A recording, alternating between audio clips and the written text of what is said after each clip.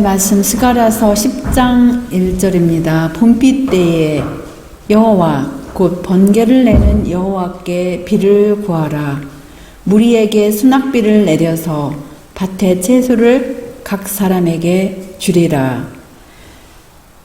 지난주에 이어서 오늘도 다시금 하나님의 성령에 관하여 계속 연구하는 그런 시간이 되시겠습니다. 여기 보시는 바와 같이 이렇게 이 식물들 지난 여름 동안에 너무나 메말랐던 그러한 비가 없던 그러한 오랜 세월을 통하여서 이 처음에는 잘 싹이 났다가 중간에도 비가 필요하고 나중에도 비가 필요한데 적절한 때에 비가 없을 때 이런 현상이 나고 이렇게 시들어가는 이런 처절한 상황이었는데요. 이 만물의 마지막 때에 사는 우리들에게 가장 필요한 것이 과연 무엇일까요?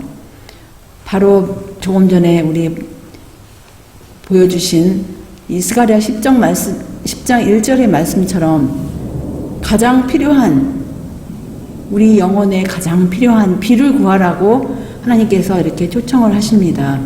그런데 이 비를 하나님께 이제 구하라는 그런 초청을 주셨는데 성령에 관한 여러 성경절을 우리가 살펴볼 때 우리는 좀 더 주님의 초청에 임할 때에 좀 더 우리가 영적으로 주님께 다가갈 수 있는 그렇게 우리 자신을 준비시킬 수가 있어요. 말씀으로 준비를 시킬 수가 있습니다. 성경에 보시면은 성령에 관한 여러 묘사 가운데 이렇게 성령을 비로 이렇게 묘사한 성경절이 있어요.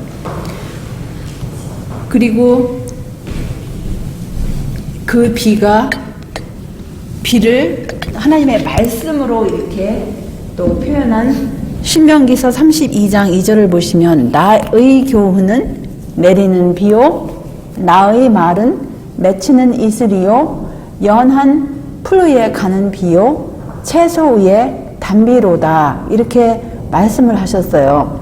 그래서 우리가 성령에 관해서 이렇게 주님의 말씀, 주님의 교훈이 바로 비로 이렇게 표현을 하신 말씀이 있고 또 예수님께서는 직접적으로 또 이렇게 주님께서 이르신 말씀이 영이라고 이렇게 해서 우리가 그 말씀 살리는 것은 영이니 육은 무익하니라 내가 너희에게 이른 말이 영이요 생명이라 이렇게 말씀을 하셨어요. 그래서 신명기 32장 2절에 있는 말씀, 주님의 말씀은 이슬처럼 비처럼 이렇게 표현하셨는데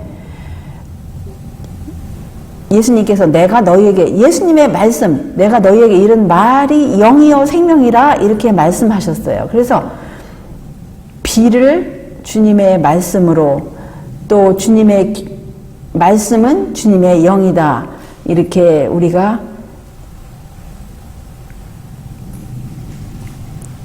알 수 있는 것이죠. 또 말씀하시기를 바람처럼 성령을 또 표현을 하셨어요. 요한복음 3장 8절을 보시면 바람이 임의로 불매 내가 그 소리를 들어도 어디서 오며 어디로 가는지 알지 못하나니 성령으로 난 사람은 다 이러하니라. 그래서 우리가 소리는 들어도 그것이 어디서 오는지 어디로 가는지 모르는 것처럼 성령으로 난 사람 역시 그렇다라는 이렇게 말씀을 하시기 위해서 바람을 견주어서 또 성령과 이렇게 비교를 하십니다.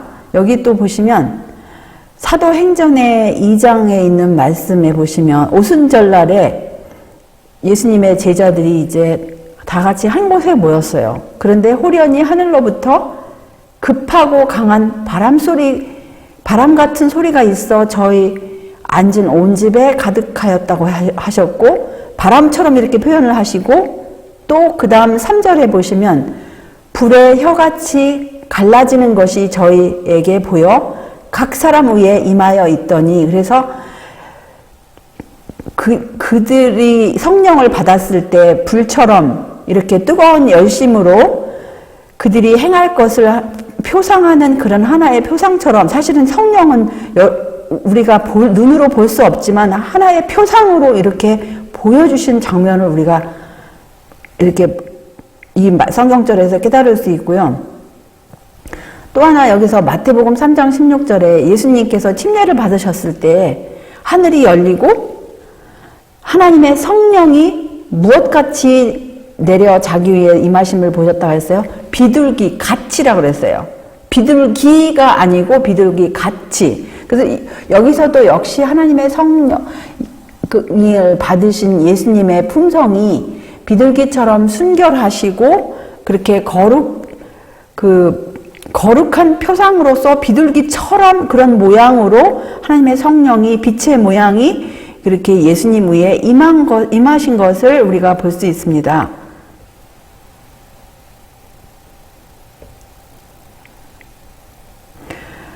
또 기름으로 표상을 하셨어요. 스가랴서 4장 12절에 보시면 다시 그에게 물어 가로되 금 기름을 흘려내는 두 금관 옆에 있는 이 감람나무 두 가지는 무슨 뜻이니까? 스가랴 4장 12절입니다.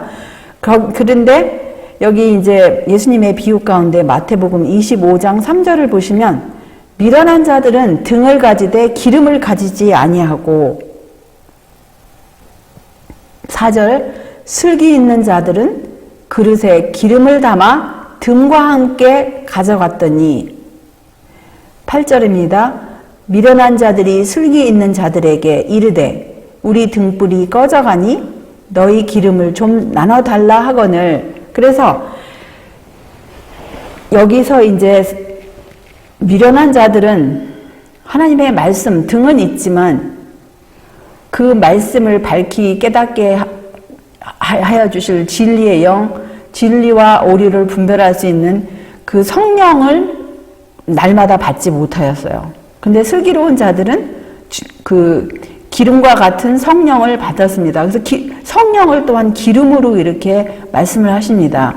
그런데 또한 성령을 성경에서는 그 분으로 표현한 그런 성경절들이 있어요. 그런데 우리가 이제 보시면요. 그 성경절 가운데 요한복음 14장 16절을 보시면 내가 아버지께 구하겠으니 그가 또 다른 보혜사를 너희에게 주사 영원토록 너희와 함께 있게 하시리니 17절입니다. 저는 진리의 영이라 세상은 능히 저를 받지 못하나니 이는 저를 보지도 못하고 알지도 못함이라. 그러나 너희는 저를 아나니 저는 너희와 함께 거하심이요 또 너희 속에 계시겠습니다. 여기서는 또 다른 보혜사를 진리의 영으로 이렇게 표현을 하세요. 진리의 영으로 표현하시는데 요한복음 14장 여기 17절에서 분명히 저라고 또 이렇게 표현을 하세요. 근데 그 저라는 표현이 보시면은 그 오토스라는 그런 이제 원어를 사용하셨는데 그 오토스는 사실은 여러 가지 뜻이 있습니다. 뭐 그녀 할 때도 사실은 오토 쓰고 그 남자 할 때도 오토 쓰고 아니면 다른 거 아니면 자기 자신 아니면 동일한 것 아니면은 그 접속사로 사용할 때 아니면 그들의 것 거기에 뭐 안에 의하여 뭐 이런 여러 가지 표현할 때 그 오토스라는 그런 단어를 사용했는데 킹제임스 번역에 의해서 또 아니면 모르겠어요. 이 원래 헬라어를 보고 그렇게 이제 우리 개역 번역에도 저라고 했는지 몰라도 킹제임스도 역시 그라고 이렇게 표현을 했어요. 했는데 그 사실은 이게 진리의 영 하면은 요한복음 14장 6절에 뭐라고 하셨어요? 예수님께서 내가 곧 길이요 진리요 생명이라고 예수님께서 나라고 이렇게 표현하셨어요. 내가 진리이다. 그러면 진리의 영이 진리의 영 그러면 누구의 영이 진리의 영이라는 말씀이에요. 바로 예수님의 영. 예수님께서 직접적으로 계실 때에는 제자들이 눈으로 볼 수 있는 보혜사이셨지만 이제 눈으로 볼 수 없는 영으로 함께 하시는 예수님이시기 때문에 또 다른 보혜사라고 이렇게 말씀을 하시는 것입니다. 그래서 18절에 보시면 누가 오시는지를 이렇게 분명히 말씀을 하세요.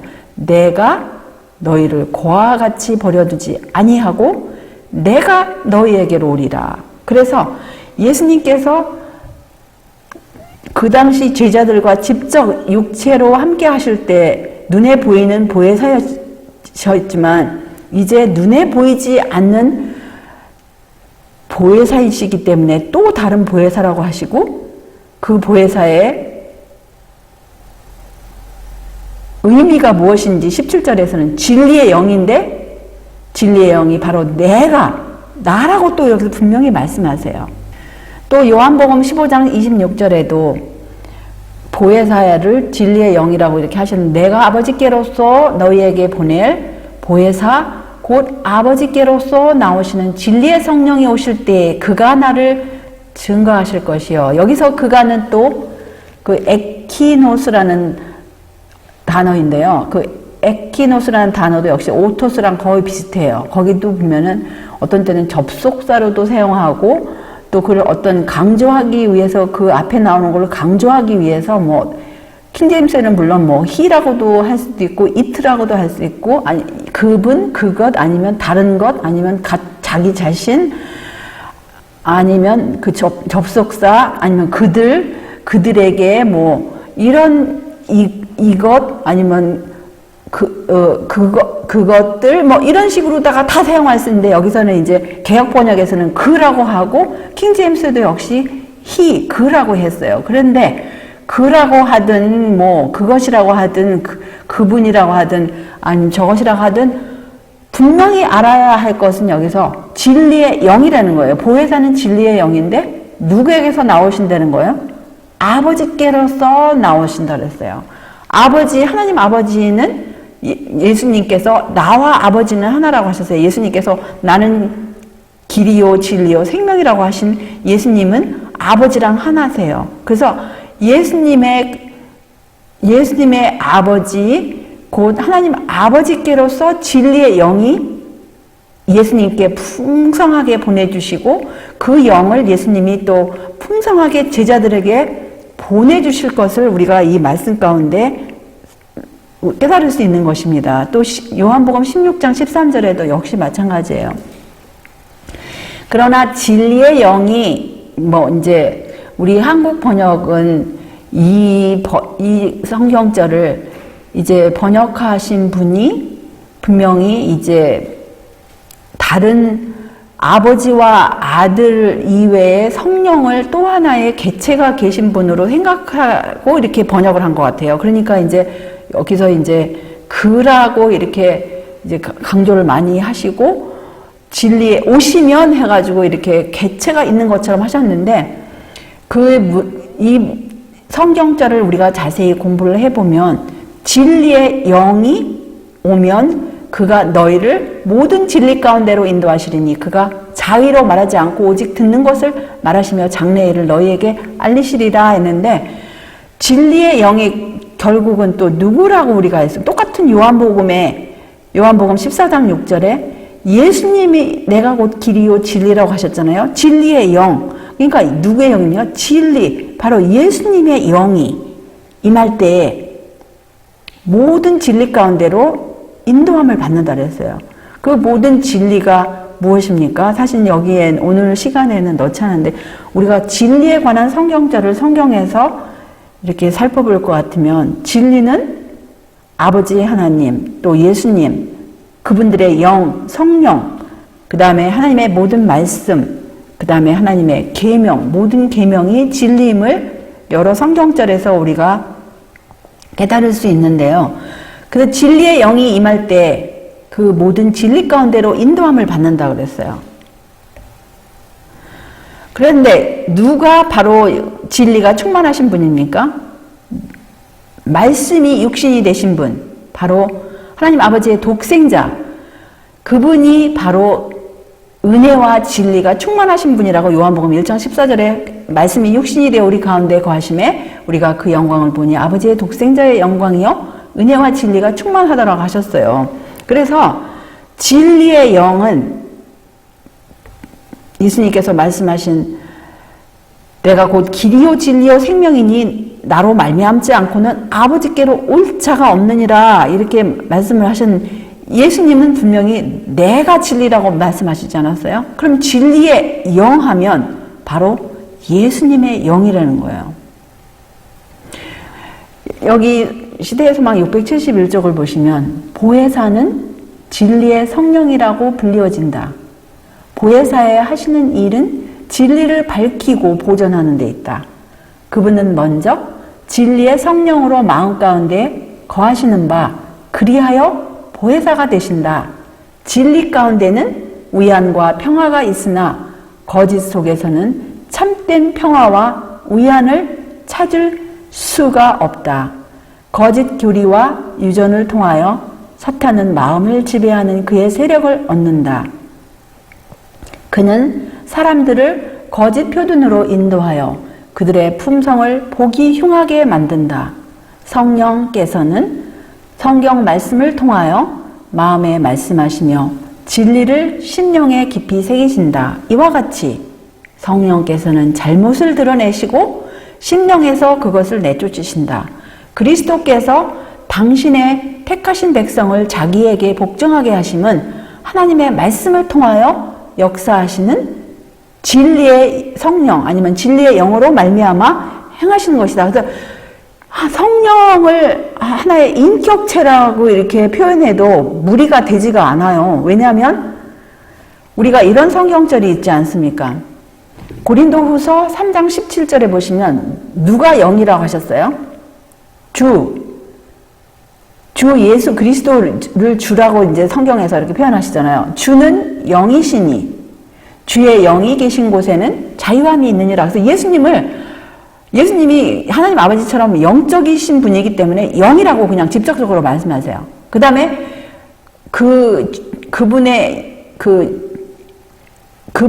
그분이 영적인 존재이고 또 주님의 영으로 역사하시니까 주님의 영이 계신 곳에는 자유함이 있다고 이렇게 말씀하셨는데 또 고린도 전서 15장 45절을 보시면 기록된 바 첫사람 아담은 산 영이 되었다 함과 같이 마지막 아담은 살려주는 영이 되었나니 그래서 마지막 아담은 바로 부활하신 주 예수 그리스도가 아니십니까? 그분은 살려주는 영이라고 하셨어요.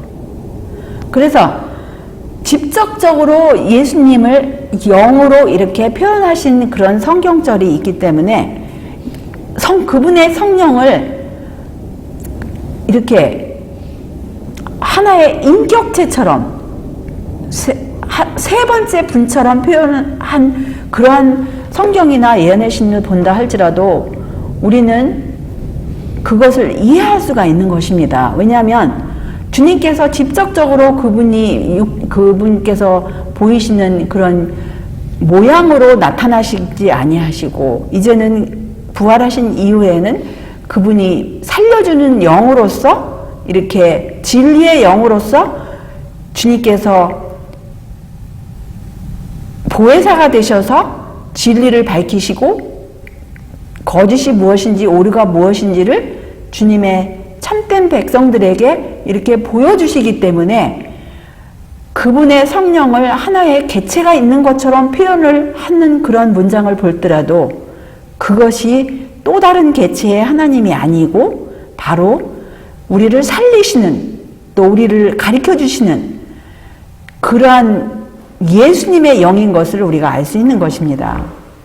또 이제 교회 증언 9권의 135쪽에 보시면 책임을 진 자들은 변화시키는 일을 하실 분은 성령이심을 기억해야 한다. 그래서 여기서 보면은 또 성령이 또 하나 다른 분리된 개체이신가 이렇게 이제 그 문장을 보면 그렇게 생각할 여지가 있는데요. 계속 읽어보시면 지배하시는 분은 누구시라 그랬어요? 주님이시다. 그래서 여기 영어로 보시면 it is the Lord who controls. 해가지고 바로 주 예수 그리스도께서 지배하시는 분이시다. 주장하시는 분이시다. 이제 이 답을 여기서부터 이제 계속 답이 나와요. 우리가 활동하는 대상자들을 우리 자신의 생각을 따라 꼴짓고자 노력하지 말고 그리스도께서 꼴짓도록 허락해야 한다. 그래서 그리스도께서 어떻게 꼴을 지십니까? 그 다음 이제 보시면 그분께서는 인간의 본을 따르지 않으신다. 그분께서는 누구의? 당신 자신의 정신과 당신 자신의 성령에 따라서 역사하신다. 그래서 답이 나와요. 그 성령이 바로 누구의 성령인가를 여기서 꼭 집어서 말씀하십니다. 당신 자신의 정신, 당신 자신의 성령. 그 영어로 보시면 according to his own mind and spirit 해서 그분 자신의 마음과 그분 자신의 영에 따라서 역사하신다 이렇게 말씀해요. 그래서 여기서 맨 앞에 맨 위에 있는 변화시키시는 일을 하실 분은 성령이신데 바로 누구의 성령이냐? 그리스도의 성령이신데 그리스도께서 역사하시는 것을 여기서 이제 계속 설명하시는 것입니다. 그리고 사람은 그리스도의 은혜를 통하여 정욕을 인하여 세상에서 썩어질 것을 피하여 신의 성품에 참여하는 자가 된다. 그래서 그리스도의 성령을 그리스도의 은혜라고 이렇게 또 표현을 하십니다. 그래서 우리가 이 세상 썩어질 것, 이 세상에서 썩어지는 것은 우리 자신까지도 사실은 포함이 됩니다. 우리가 육으로 태어났기 때문에 이런 것을 썩어질 우리 자신을 피할 것 같으면은 바로 주님의 은혜에 우리가 마음 가운데 주시고자 하시는 주님의 은혜를 받아야 돼요. 그래서 보라 지금은 은혜 받을 만한 때요. 보라 지금은 구원의 날이라고 말씀하신 그 은혜를 받는 것이 바로 그분의 성령을 받는 것입니다. 그래서 여기 보시면 그리스도를 받아들이는 자의 보다 높은 능력은 강해지고 고상해지며 그리하여 그는 하나님의 사업을 위한 자격을 갖추게 된다. 그래서 우리가 하나님의 사업을 위한 자격을 갖추기를 원한다면 그분의 영을 받아야 돼요. 그런데 그분의 영을 받기 위해서 먼저 무엇이 비워져야 합니까?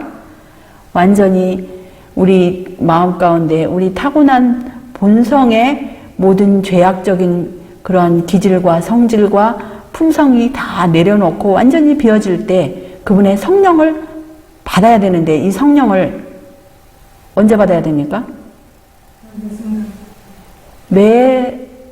우리가 새벽에 눈 뜨는 순간부터 매 순간순간 받지 아니하면 벌써 우리 마음에 누가 다른 씨앗을 뿌리려고 해요.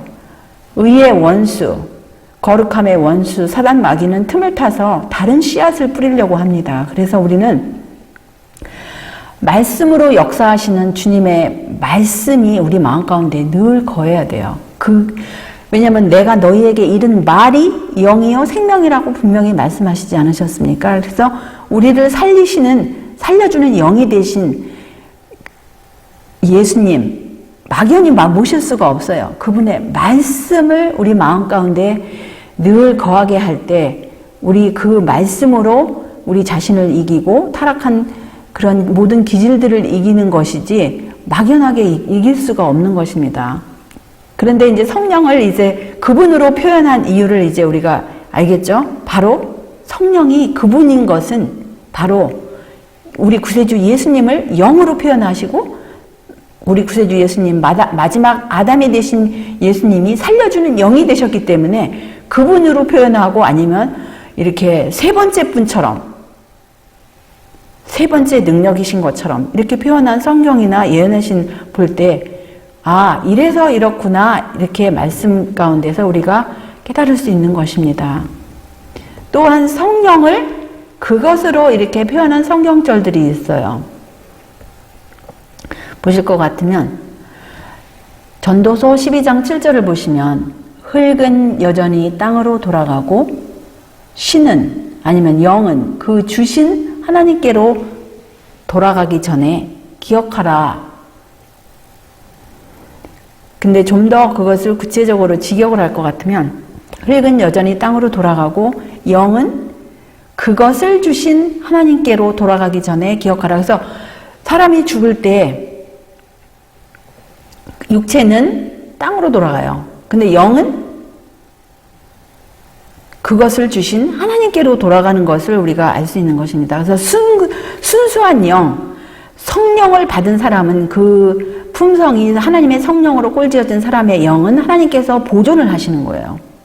또 여기 이사야 34장 16절을 보시면 너희는 여호와의 책을 자세히 읽어보라. 이것이 하나도 빠짐이 없고 하나도 그 짝이 없는 것이 없으리니 이는 여호와의 입이 이를 명하셨고 그의 신이 이것들을 모셨습니다. 근데 여기 이제 좀 더 직역을 할 것 같으면 너희는 여호와의 책을 자세히 읽어보라. 이것들이 하나도 빠진 것이 없고 하나도 그 짝이 없는 것이 없으리니 이는 나의 입이 이를 명하였고 그의 영 그것이 이것들을 모았습니다. 그래서 그분의 영을 그것으로 이렇게 성경에서는 표현을 합니다. 그런데 우리가 한 가지 깨달아야 할 것은 아버지와 아들과 성령 중에서 하나님 아버지와 예수님에 대해서는 한 번도 이런 표현들이 없어요. 하나님 아버지와 예수님을 성경이나 예언의 신에서 한 번도 그것이라고 표현한 적이 한 번도 없다는 거예요. 그래서 그것을 우리가 분명히 우리가 이제 깨달아야 합니다. 또 여기 보시면 이제 요한복음 1장 32절에 요한이 또 증거하여 가로되 내가 보매 성령이 비둘기같이 하늘로서 내려와서 그의 위에 머물렀더라. 그런데 여기 좀 더 이제 직역을 할 것 같으면 요한이 또 증거하여 가로되 내가 보매 성령이 비둘기같이 하늘로서 내려와서 그것이 그의 위에 머물렀더라. 여기 사도행전 50쪽에 보시면 이것이 우리가 능력을 받을 수 있는 방편임에도 불구하고 왜 우리는 성령의 선물을 열망하고 애타하지 않는가? 왜 우리는 그것에 대하여 말하고 그것을 위해 기도하고 그것에 관해 설교하지 않는가? 주님께서는 부모가 자식에게 좋은 선물을 주기를 원하는 것보다 당신을 섬기는 자들에게 성령 주시기를 더 원하고 계신다. 그래서 사실은 지난주일에도 제가 이 말씀을 보여드렸어요. 그래서 지난주일에도 성령에 대해서 우리가 말씀을 같이 연구를 했는데 이번 주에도 역시 이 성령에 대해서 우리가 말하고 기도하고 설교할 때 사실은 성령을 더 받아요. 이 시간에 가장 성령을 받는 이 말씀 가운데 이미 그분의 영의 지도함이 있기 때문에 이 말씀을 우리가 자세히 보고 이 말씀대로 우리가 놓고 기도할 때 주님께서 성령을 주십니다. 또 어떻게 성령을 받는지를 이 말씀 가운데 다 이제 있어요. 주님께서는 그들이 그분과 협력할 때 그분의 시험 회복에 정선된 자들을 크게 축복하실 것이다. 성령이 오순절에 내려왔을 때 그것은 급하고 강한 바람 같았다. 그것은 제한 없이 주어졌다. 그것은 제자들이 모인 그곳에 충만하였다. 또한 우리의 심령이 그것을 받고자 준비될 때 그처럼 주어질 것이다. 그래서 우리의 심령이 주님의 성령을 받고자 준비되는 그것을 지난주일에도 이제 컵 같은 것으로 보여드리고 해왔는데요. 물론 이제 다시 보여드리고 싶은데요. 왜냐하면 우리 마음이 모든 지저분한 것들이 다 비워지지 않으면 그것을 받을 공간이 없어요. 제가 사실 오늘은 여기 이 슬라이드에 넣지 않았는데 제가 아침에 말씀을 공부하면서 어떤 말씀이 있었냐면 사탄 마귀는 사람들이 생각할 수 있는 시간을 뺏어간다라는 번역되지 않은 그런 말씀이 있더라고요.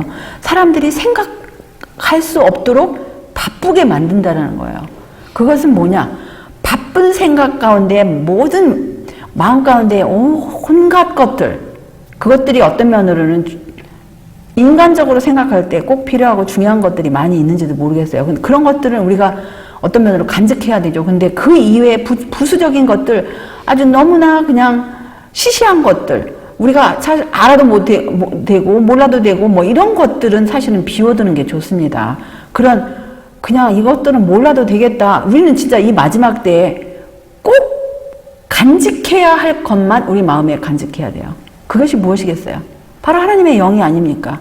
근데 그 영이, 하나님의 영이 하나님의 말씀 가운데 있는 거예요. 그거 이외에 다른 것을 우리가 다 안다 할지라도 우리는 마지막 때에 설 수가 없어요. 모든 지식이 충만한다 할지라도 그것들이 우리의 마음을 강하게 할 수 없습니다. 우리의 마음을 강하게 하고 우리의 마음을 정말 주님 안에서 주님께 충성할 수 있도록 만드는 그것은 바로 하나님의 영이 포함되어 있는 하나님의 말씀인 것이에요. 그래서 하나님의 말씀을, 주님의 영을 받고자 하는 사람들은 사실 모든 것을 우리 마음 가운데 비워놔야 돼요. 모든 것들. 그런 것들을 비워놓고 정말 우리 일상생활에 꼭 알아야 하고 기억해야 할 거, 그거 몇 가지 빼어놓고 예수님께서 마르다가 분주히 이렇게 예수님 앞에 나와서 불평불만 터뜨렸을 때 오히려 은근히 마리아를 책망하셨어요. 아니, 마르다를 책망하셨어요. 마르다 보고 마르다야 네가 진짜 분주하지만 가장 필요한 것이 무엇이냐, 마리아가 그것을 택하였다. 그런 것처럼 우리가 일상생활에 너무나 분주할 때 우리는 성령을 받을 수가 없습니다. 우리 마음이 그냥 채워지지 않을 것들을 채워지면 공간이 없기 때문에 하나님의 말씀이 들어갈 공간이 없어요.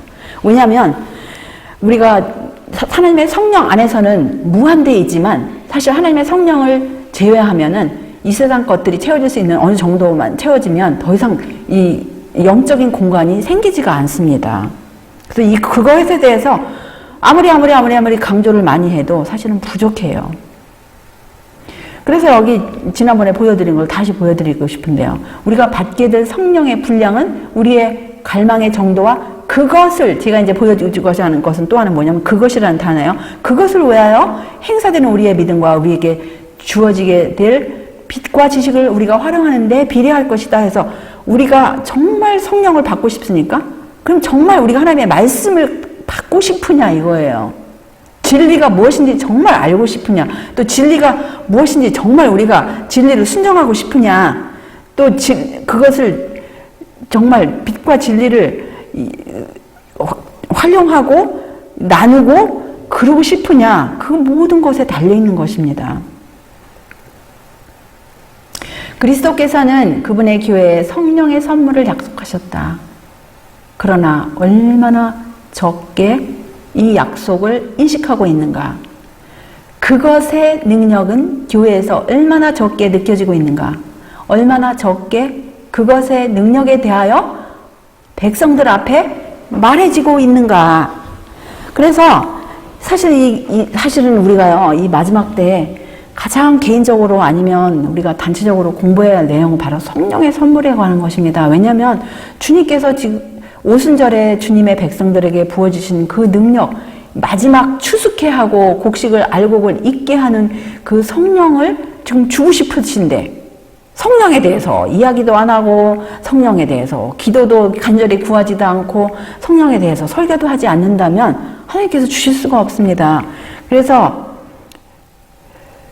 여기 예수님께서 성령을 받으라 제자들에게 2000년 전에 말씀하신 그 성령을 오늘날 우리가 어떻게 받을 수 있을까요? 성령을 받는다는 의미가 무엇일까요? 이미 아시겠지만 사실은 우리가 성령을 구할 때마다 이 성령을 받는다는 의미를 마음 가운데 자기 자신에게 이렇게 다시 한번 떠올리면서 성령을 구할 때와 그냥 막연하게 막 기도하는 것하고 천지 차이입니다. 성령을 구할 때 무엇을 구하는 것입니까? 성령을 받는다는 의미가 무엇입니까? 성령은 성경 말씀에 하나님의 말씀에 의하면 하나님의 호흡이라고 그랬어요. 욥기 33장 4절에 보시면 하나님의 영이 나를 지으셨고 정륜자의 기운이 나를 살리시느니라. 그래서 하나님의 영은 여기서 루악이죠. 루악인데 그것을 바로 또 뭐라고 견주하셨냐면은 전능자의 호흡. 여기 이제 네샤마라는 그런 단어가 있는데 그거랑 같이 견주었어요. 하나님의 영을 하나님의 호흡으로 이렇게 견주어서 이렇게 욥기 33장 4절에 말씀하셨는데요. 그 하나님의 영이 바로 그 네샤마를 창세기 2장 7절에서 이렇게 그 흙으로 하나님께서 흙으로 사람을 지으셨는데 그 흙이 그냥 지금 죽은 흙이에요. 눈과 코와 모든 걸 다 지으셨는데 생기를 불어넣으셨을 때 사람이 살아서 움직이고 육체가 움직이고 영이 움직이는 생명이 된 거예요. 근데 그 생기도 역시 네샤마인데 우리가 지금 주님의 생기를 받지 않으면, 주님의 호흡을 받지 않으면 우리는 그냥 죽은 사람이라고 생각해도 됩니다. 왜냐하면 성경 말씀에 영이 없는 자는 죽은 자라고 했지 않았습니까? 영이 없다라는 거 뭐예요? 하나님의 호흡이 없어요. 근데 하나님의 호흡이 없다라, 또 영을 어떻게 표현을 했습니까? 하나님의 성령을 하나님의 임재로 또한 표현했어요. 그래서 시편 139편 7절을 보시면 내가 주의 영을 떠나 어디로 가며 주님의 앞에서 라고 하셨는데 주님의 임재에서 어디로 피하리이까. 그래서 주님의 영을 구하는 것은 주님의 임재를 의식하면서 주님의 임재 안으로 들어가는 것입니다.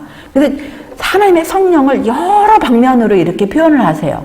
그래서 주님의 영을 구할 때 성령을 주시옵소서 하면서 그냥 막연하게 성령에 대해서 생각지도 아니하고 무엇인지도 모르고 성령이 관한 성경절들도 전혀 생각하지 않으면서 성령을 막연하게 구하는 거하고 이러한 성경절들을 마음에 그리면서 생각하면서 구하는 거하고는 하나님께서 주심하고 하시는 그런 성령을 받는 정도가 틀립니다.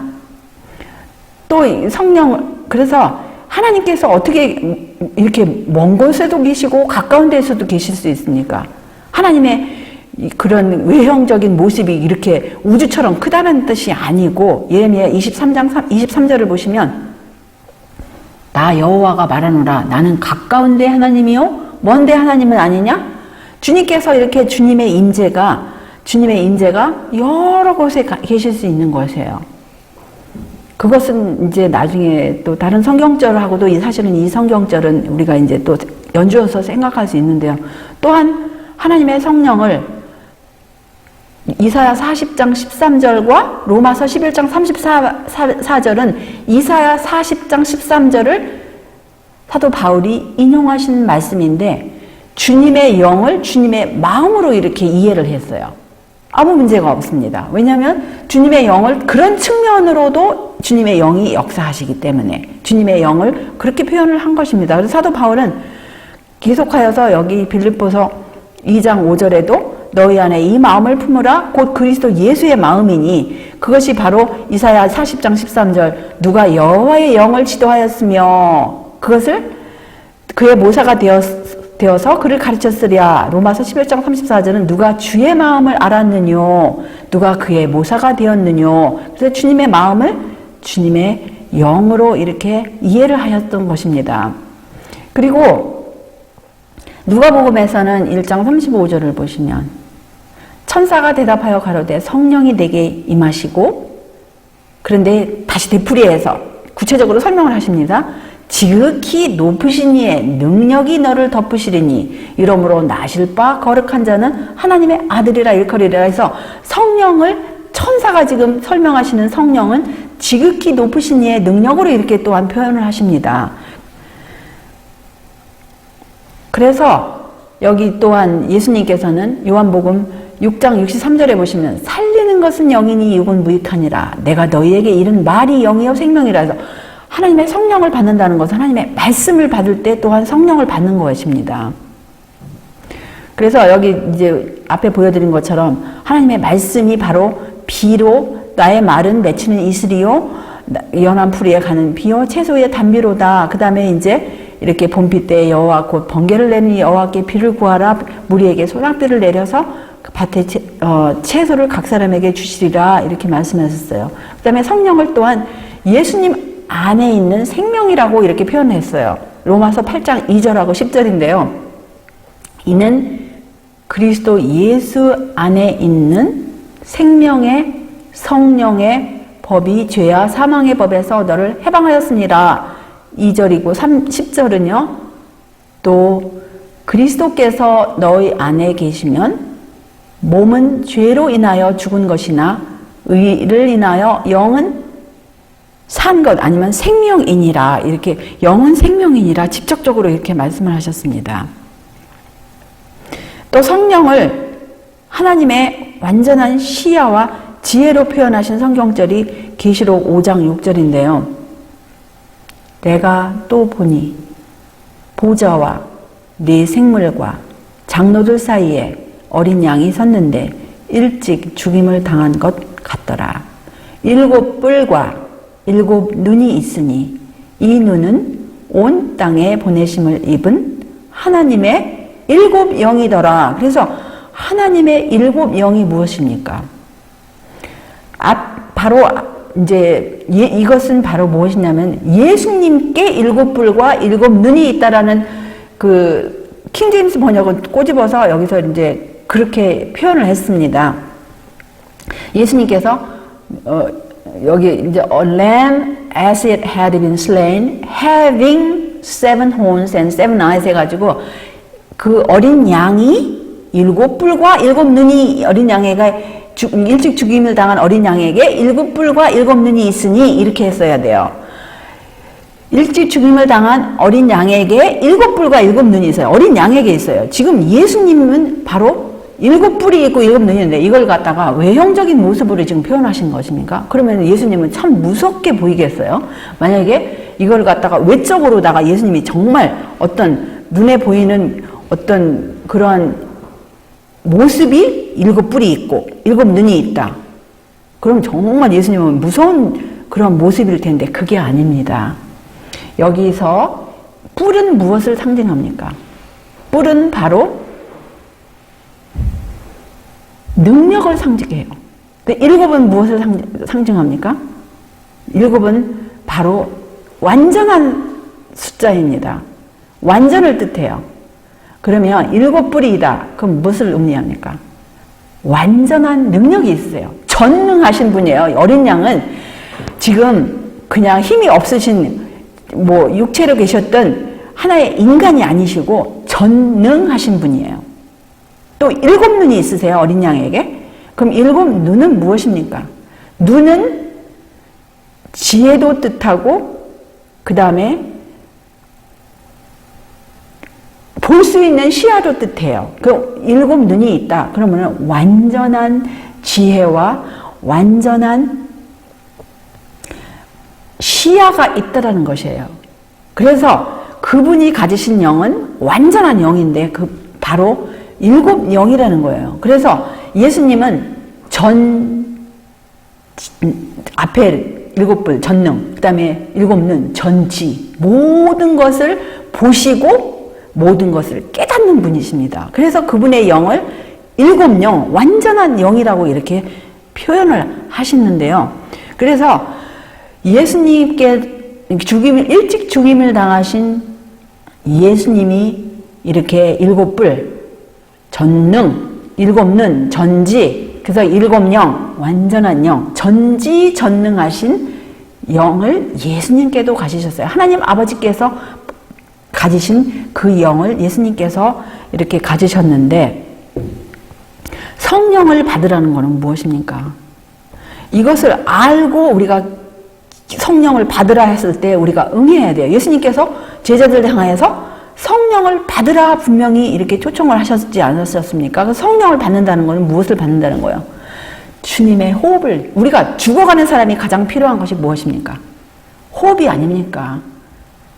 또 우리가 정말 주님의 임재 앞에서 살 것 같으면 우리의 모습이 틀려지고 우리의 태도가 틀려지고 우리의 생각조차가 틀려지고 하나님을 두려워할 거예요. 하나님 앞에서 정말 우리가 하나님을 마지막 때의 이 새천사 기별이 무엇입니까? 하나님을 두려워하라고 하지 않았습니까? 하나님을 두려워하는 게 무엇입니까?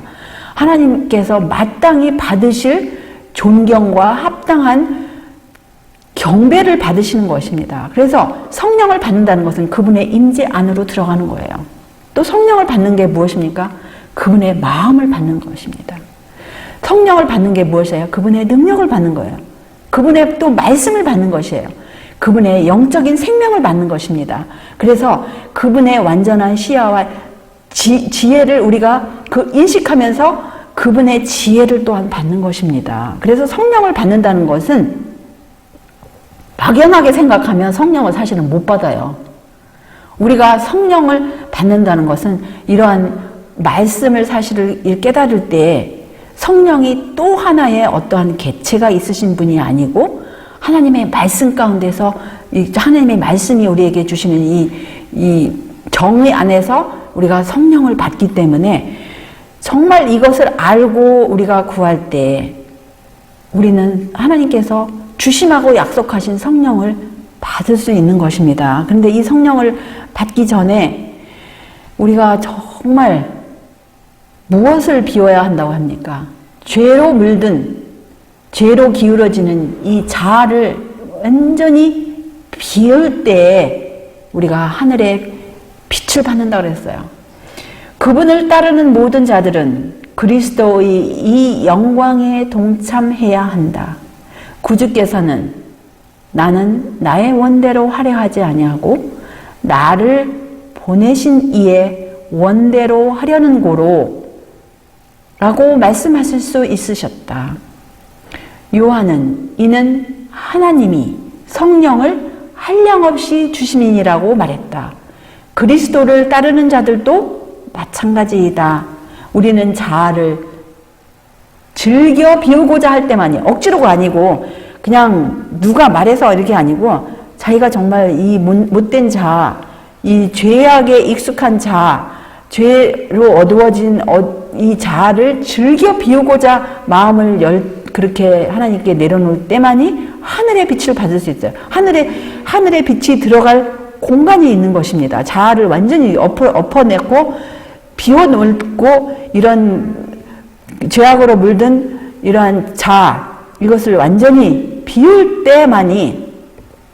비워버릴 때야만이 하늘의 순수한 비, 하늘의 순수한 말씀, 하늘의 순수한 마음, 그분의 임재, 그분의 능력, 그분의 말씀, 그분의 생명, 그분의 지혜를 받을 수 있는 것입니다. 그래서 우리 주님의 은혜로 우리에게 주신 이런 모든 성령에 관한 사실 말씀을 무궁무진합니다. 이 성경과 예언의 신의 모든 말씀을 우리가 계속적으로 공부할 때 사실은 그 말씀 가운데 주님의 성령이 있어요. 그래서 우리가 이 성령을 우리가 어떤 음식을 먹을 때 아니면 물을 마실 때 우리 육체적인 음식과 우리 육체적인 그 물을 마실 때에도 날마다 우리가 공급받지 아니하면 우리 육체는 점점 시들어가고 힘이 없어서 죽을 수밖에 없어요. 마찬가지로 우리 영적인 생명, 이 생명수 날마다 공급받지 아니하면 우리는 그 말라가는 식물처럼 메마르요.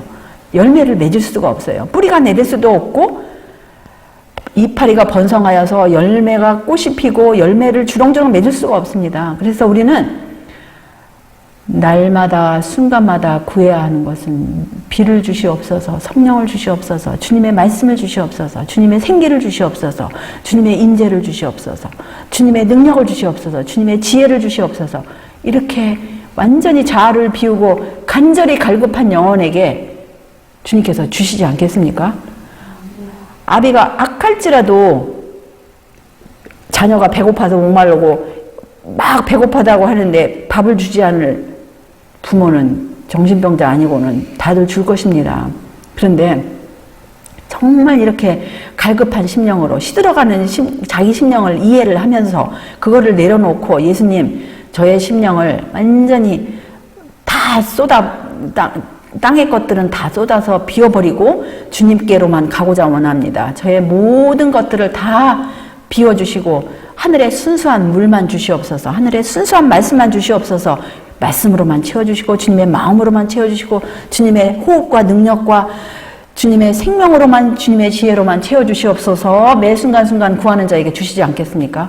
주시고도 남습니다. 저는 믿습니다. 그래서 우리가 매일 매순간 우리에게 이 마지막 때에 가장 필요한 주님의 성령을 구하고 채우심을 받는 저와 여러분 모두가 되시기를 바라면서 말씀을 이곳에서 마치겠습니다. 하늘에 계신 우리들의 아버지, 우리 주님의 은혜에 다시 한번 감사와 찬양을 올렸나이다. 우리들 이 죄인들을 위하여 우리가 이 마지막 때에 온 세상이 시들어가고 죽어가는 이때에 살림을 받을 수 있도록 우리 구세주 예수님을 보내주시고 우리 예수님께서 또 다른 보혜사, 진리의 영을 보여주심하고 약속하신 그 약속을 주셨사오니 참으로 감사합니다. 주여, 진리 가운데는 참된 평화와 위로가 있지만 거짓 가운데는 그것이 없다고 말씀하셨습니다. 우리가 주님께서 주심하고 약속하신 그 성령, 제자들을 향하여 부어주신 성령을 받으라고 이렇게 실물 교훈으로 숨을 내쉬면서 불어 넣어주신 그 성령을 이 시간 다시 한번 우리가 고개를 숙여 구하옵니다. 주님의 성령, 주님의 호흡, 주님의 말씀, 주님의 마음, 주님의 능력, 주님의 지혜, 주님의 시야, 이 모든 주님께서 주시고자 하시는 그 가장 좋은 축복, 그 복을 우리 모두에게 허락하여 주시옵소서. 우리들이 세상 것들로 가득 채워져서 이렇게 날마다 순간마다 구하지 아니하면 우리 영혼이 시들어갈 터인데, 주여, 그동안 미련하게 살아온 우리의 모든 미련함과 또 죄악을 용서하여 주시옵시고, 정말 주님의 보혈을 의지하여, 주님의 약속을 의지하여 이렇게 주님께서 이렇게 간절히 주시고자 하시는 주님의 성령을 우리가 매일매일 받는, 또 받아서 우리가 이 마지막 때에 정말 주심하고 약속하신 그 늦은 비 성령 받고 이 마지막 때의 큰 외침에 동참하는 우리 모두가 될 수 있도록 날마다 순간마다 주님의 지도를 받는 우리 모두가 되기를 우리 예수님의 귀하신 성어 의지하여 간절히 기도드리옵나이다.